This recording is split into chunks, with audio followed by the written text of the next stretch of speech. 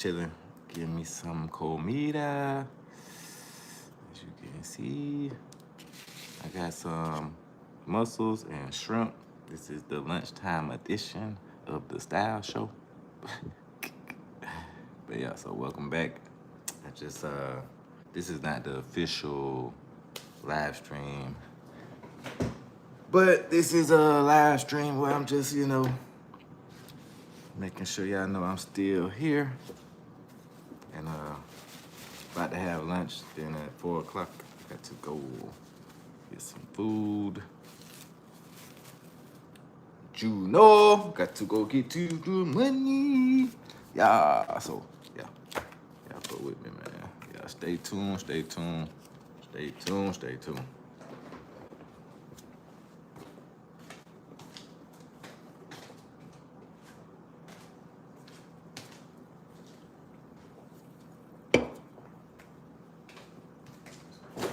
Welcome to Atlanta. What up, ladies? We ride on things like every day. Man, my appetite was nothing, man. If y'all got any suggestions, I'm looking for some suggestions. I met this guy at the gas station with a scat pack. He had pulled up right behind me.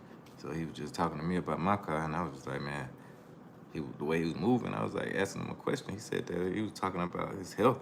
He said that he had just recently went through some things, and I was like, wow, I want to do a interview with him because he was younger than me. He said that he had just recently suffered from a stroke. I was like, wow, that's crazy. How? You know what I mean? Like, I was very interested. So for you guys, I noticed that a lot of my audience is around the same age I am. Like the 25 to 45 range is mostly my audience. So I guess we can cover that because a lot of people don't talk about that kind of stuff, especially in our community, man. I had another homeboy that just lost his couple of toes from having diabetes. I personally don't have diabetes, but our health is really important, man. Like I said, I've been going to the gym every other day, at least every other day. Oh, just got my hair appointment pushed up to 3:15. I'll do that. So I'm gonna eat real quick and then we gonna shoot over there and get the hair done. I don't know. Y'all like oysters or y'all like mussels and oysters?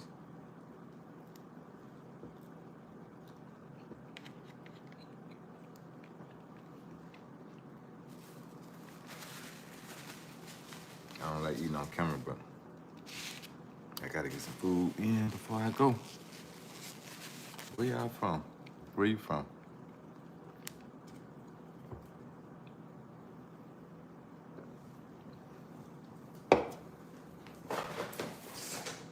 I don't have too much. I don't want to sell too many products that's not paying me. But yeah. So I guess I'll let y'all know what the next couple episodes are gonna be about. I just put out an episode that's a story time.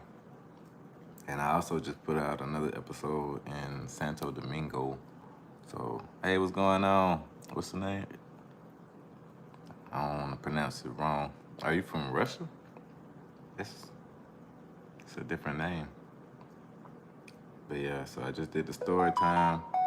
I also just came out with the music video. I got another music video on the way. I did the story time, and then I also got the episode from Santo Domingo.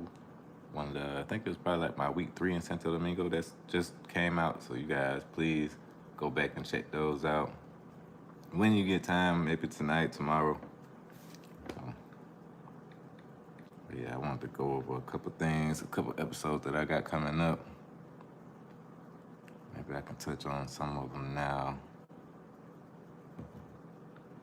But yeah, so like the working on getting the flexibility to live overseas and do what you want to do, basically.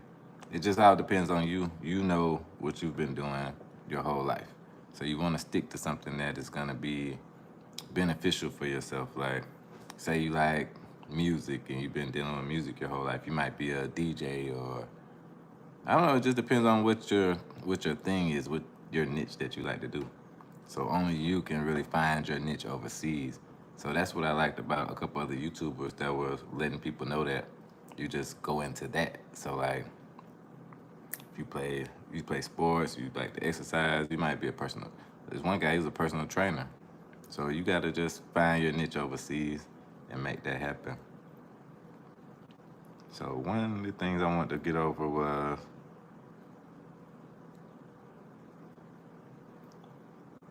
nah, that's too hard of a subject. Y'all ain't ready for that.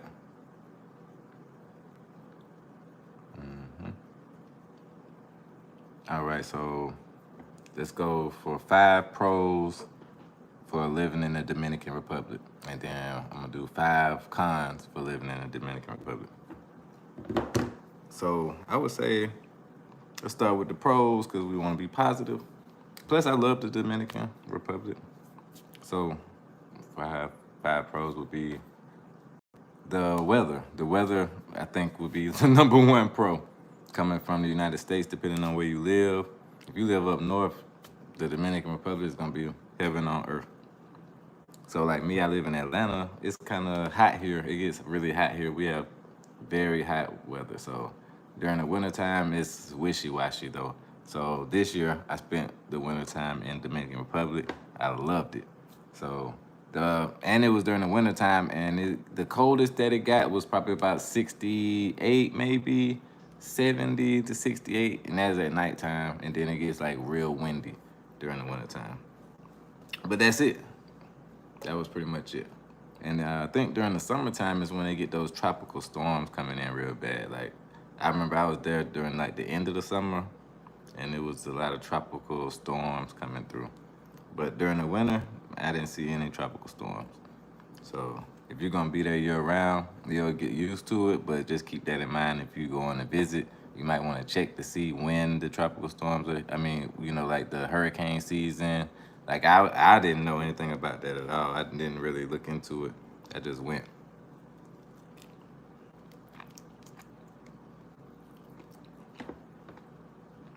Sorry guys, that shrimp was looking good.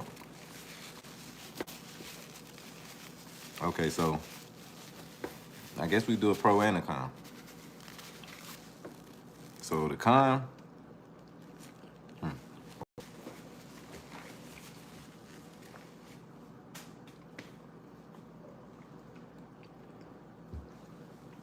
one of the cons I would say would be traffic, but that's in Santo Domingo. So if you go into Puerto Plata or any other city, you're not gonna have to worry about traffic is bad. Like traffic in Boca Chica is not bad. Everything's pretty spread out, but Santo Domingo is not spread out. It's a cluster, so it's going crazy. So my first impression of the traffic was insane. I was inside the taxi cab, and you know how you like, if you riding with somebody that's crazy and they driving so fast and crazy, you trying to use that imaginary brake that you got on the passenger side. I was doing that in Santo Domingo because they pull right up on each other's bumper. Like here we leave at least like a half a car length behind the car that we're behind.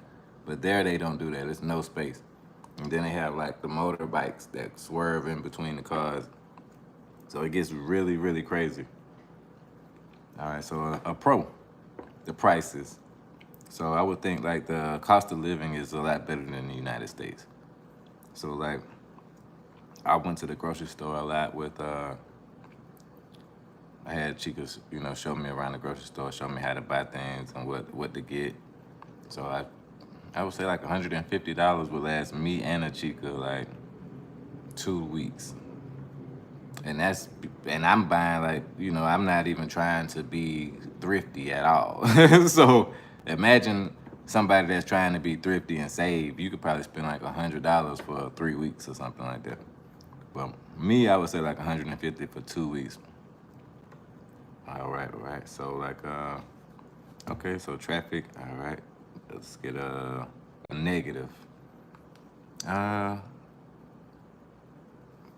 me see another negative. Maybe just the crime, but I haven't had any, run-ins with that. But just, I guess the people that know about it, they let you know. Like if you go into like when I was in Santo Domingo Este, They were like, you don't want to be in that area. So it's certain areas you don't want to be in. And, every country's not like that. Like Thailand, I heard that you can pretty much walk down the street at 3 o'clock in the morning with 6 gold chains on. So that's a different dynamic that I'm not used to coming from European culture. So let's see. Another pro would be just the friendliness of the people. The people are super friendly in Dominican Republic, super outgoing, very helpful people. If you ask them a question, they are trying to help you. They're trying to answer your question. I don't think I've ever had too many rude instances in the Dominican Republic like that, as opposed to other countries, even this country. So let me see a con. Yeah, maybe I should have wrote those down because I got so many pros for the Dominican Republic. I guess a con would be the business-like attitude at the same time that a lot of the chicas would have with you. So, or not, it's not even a con. That's really like, some people like that. So the con I would say would be the ones that try to trick you into a business relationship. So a lot of times with the guys, that this guy is trying to get some money from you. You know what I mean? But a lot of times, like some of the chicas, they can fool you if you're not used to the type of things or the type of games that they might play. And if you're new to the country, you're gonna fall for some things. It's not gonna be perfect, but you will figure it out though. Eventually.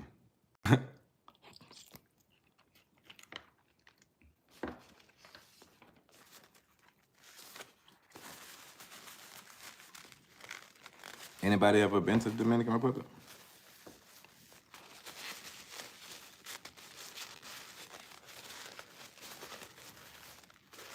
I will say this. I haven't seen too many Dominican women making hate groups or going out their way to like make sure they bash everybody. They do have their negative aspects on Dominican men though. They do. I mean, like everywhere you go, they do the same thing. They say the men that live there are the worst.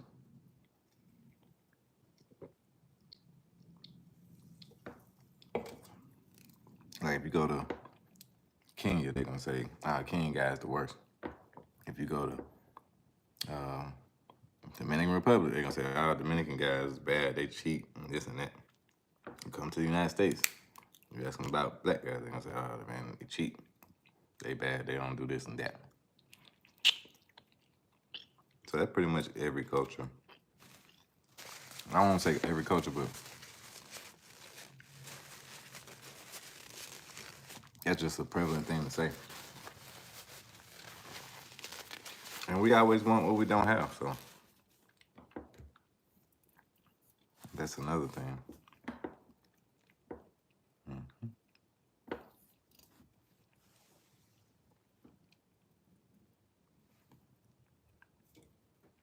So I guess we need to change some of the laws too. The laws, we also have a problem with the laws here that are pretty biased. So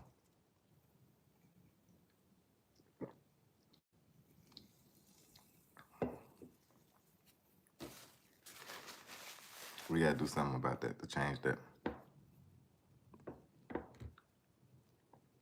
But get your passport.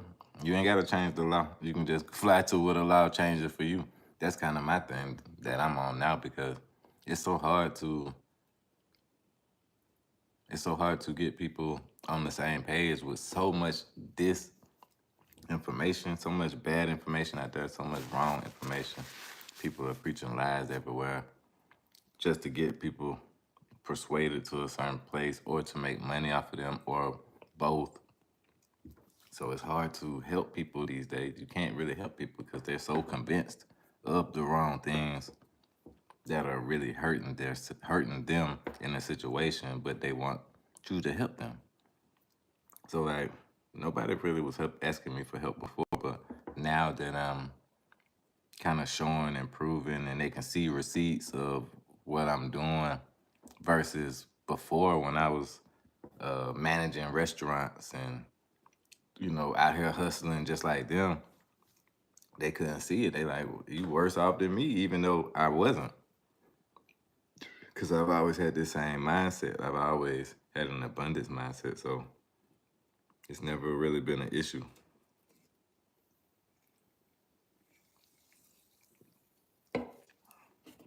But anyway,